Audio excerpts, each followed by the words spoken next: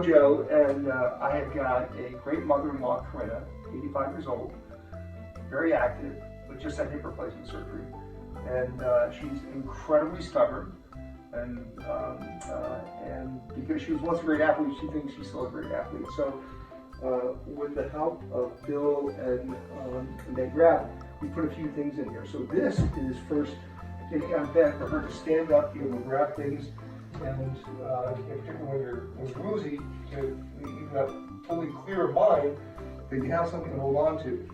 So then, just with one step, she can easily grab this bar leading into the bathroom itself. At this point, she's obviously easily able to grab onto the sink, toilet, grab bar at a great level. Toilet paper grab bar here. And then after that, when she decides to go into the shower, she's literally able to grasp these two together, so she's never losing touch with anything. She'll walk in, transfer the right hand, grab back to the left hand, shower, shower, shower, walk out left hand, right hand, left hand, onto the counter, easily transfer there, one step, onto the bar, sits and get dressed.